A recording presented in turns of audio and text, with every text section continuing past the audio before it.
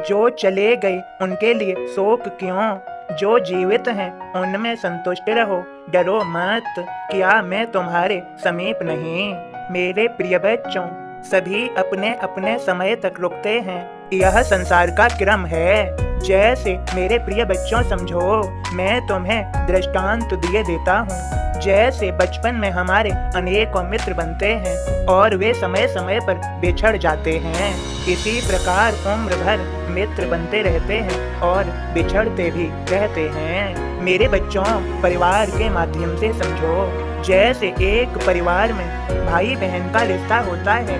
हम साथ रहते हैं और समय आने पर बहन की शादी हो जाती है, वे अपने नए घर नए परिवार को बताते हैं, तो यहाँ पर बहन भाई को दूर होना पड़ता है। मेरे प्रिय बच्चों, यहाँ पर समझो, जो जन्म लेते हैं उनकी उसी दिन से समय काल काल की प्रक्रिया होती है कि उन्हें इस संसार सागर में कितना कार्यकाल मिला है। यहाँ पर एक दूसरे ऋणानुबंध के कारण ही मिलते हैं, कौन किसका बेटा है और कौन किसका पिता। एक ऋणानुबंध के कारण ही यह एक साथ होते हैं। पति पत्नी इनका भी ऋणानुबंध है और आज रिश्ते नाते सभी ऋणानुबंध से ही बनते हैं। मेरे प्रिय बच्चों, सदैव याद रहे, घर आए हुए अतिथि का पूर्ण ख्याल रखें, मान सम्मान दें और उनका स्वागत करे बिना, उन्हें बिना कुछ खिलाए पिलाए अपने घर से न जाने दें। उनका स्वागत करें, यदि वे भूखे हैं तो उन्हें भोजन कराएं। जैसा आप पे बनता है, जैसी उचित व्यवस्था है वैसा करें। पूर्ण सम्मान दें, अपनी बातों को कम से कम कहें, अतिथि की बातों को ज्यादा से ज्यादा सुनें और समझने का प्रयास करें। यदि तुम उनकी बातों को अच्छे से सुनते हो तो उन्हें प्रसन्नता होगी। उनसे किसी भी बात की ज्यादा जिद न करें। हाँ, जिद कर सकते हैं, थोड़ी बहुत, ज्यादा नहीं। अतिथि देवो भव। मेरे प्रिय बच्चों, सदा याद रहे, भूलना नहीं है। मैं तुम्हें एक और बात समझाए देता हूँ। अतिथि का स्थान समझो, यहाँ पर अतिथि का स्थान न तो घर के ज्यादा भीतर है न तो घर के ज्यादा बाहर है। वह घर के शुरू में ही बैठक रूम, विश्राम गृह जो घर के शुरुआत में ही बना हो वहाँ तक सीमित है, उसके अंदर घर में नहीं। और मेरे प्रिय बच्चों, यह भी समझो और फिर स्वयं भी निर्णय ले सकते हो, अतिथि कैसा है उसके अनुसार निर्णय। सदा याद रहे, जहाँ विश्वास होता है वहीं विश्वासघात होता है, और जहाँ आपने विश्वास नहीं किया, यह तो आपको पहले से पता है कि आपने विश्वास नहीं किया, तो विश्वासघात होने का कोई खतरा नहीं। सदैव सावधान रहें, सचेत रहें, और यहाँ पर सदैव अपनों का, अपने परिवार का सदैव ख्याल रखें। मैं सभी को सचेत करता हूँ, सतर्क करता हूँ। मेरी बात माने और मुझे समझें। मैं यूं ही नहीं कुछ कहता, मैं जो कुछ भी कहता हूँ वह तुम्हारी भलाई के लिए ही कहता हूँ, तुम्हारे अच्छे के लिए ही कहता हूँ, ताकि तुम्हारे साथ धोखा न हो सके। जो सचेत, सावधान, सतर्क रहते हैं उनके साथ धोखा होने की प्रक्रियाएं बहुत कम हो जाती हैं। मैं यह नहीं कहता किसी का विश्वास मत करो, हाँ कर सकते हो, लेकिन सभी के पास मन है और उसमें उठने वाले विचार हैं। माया सभी के पीछे लगी है, मन चंचल होता है, सभी अपनी बुद्धि से उस पर नियंत्रण नहीं रख पाते। मेरे प्रिय बच्चों, मैंने समझाया भी है, मन चंचल होता है, इसलिए सदैव अपनी बुद्धि के द्वार खुले रखो। बुद्धिमान विवेकी शांत अवस्था में रह के विचारों को गहराई से मनन करो कि तुम यहाँ पर किस लिए हो, तुम्हारा कार्य क्या है। समझो मेरी इन बातों को, जो तुम्हें जिम्मेदारी मिली है उन्हें अपनी पूर्ण निष्ठा से, ईमानदारी के साथ, पूरी लगन से निभाओ, पीछे मत हटो।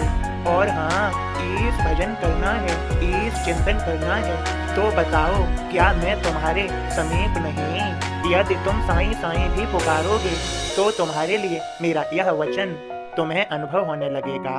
मैंने अपने वचन में कहा था त्याग शरीर चला जाऊंगा, भक्त हेतु दौड़ा आऊंगा। अब मैं तुम्हारे समीप हूँ। मेरे बच्चों, मैंने अपने और वचन में यह भी कहा था, मुझे सदा जीवित ही जानो, अनुभव करो, सत्य पहचानो। तुम मेरा अनुभव आसानी से कर पाओगे।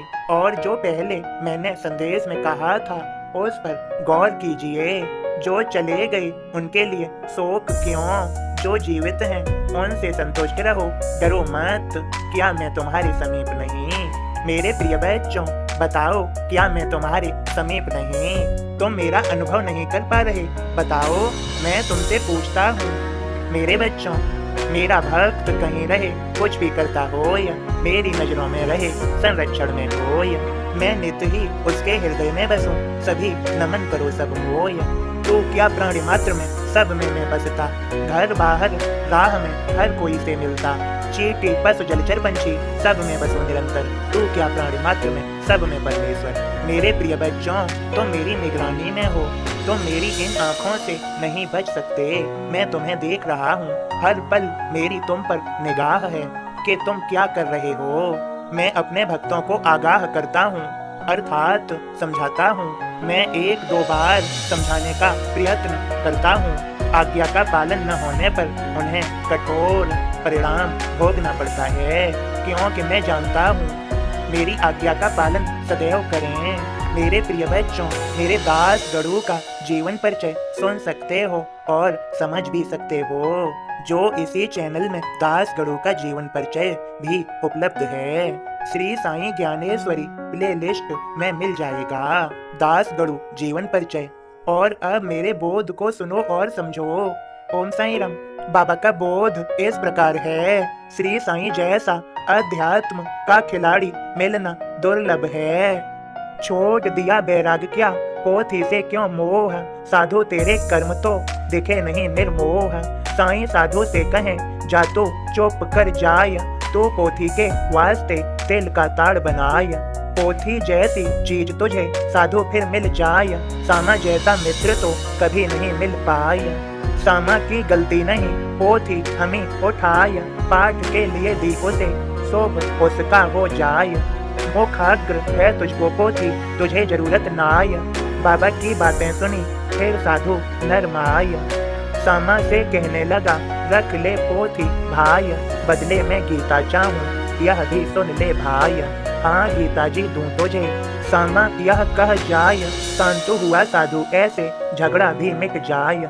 इस घटना से सामा पर असर यही हो जाय, नियमित पोथी पाठ कर प्रगति वह कर जाय। वाचन जो अध्यात्म करे साईं को प्रिय होय, जो जीवन में ढाल ले साई लीन वह होय। ओम साईं राम। बाबा के सभी भक्तों, बाबा के संदेश में यह भी है, मुझे अभिमान है उस मालिक पर जो हमेशा मेरी मदद करता है। आप चिंता न करें, मालिक पर विश्वास, दृढ़ विश्वास बनाए रखें, वह सभी रहस्यों से पर्दा उठाएंगे। सत्य कभी छिपता नहीं। बाबा के सभी भक्तों, बाबा से उम्मीद है वह कोई न कोई लीला अवश्य ही करेंगे। वे अपने भक्तों के जीवन में अपनी लीलाएं करते रहते हैं। बाबा के प्रति दृढ़ विश्वास कायम रखें। उनकी कृपा और आशीर्वाद सदैव हम सभी भक्तों के साथ है। बाबा स्वयं ही हमारी सहायता के लिए हैं। प्रयास हमें ही करना है।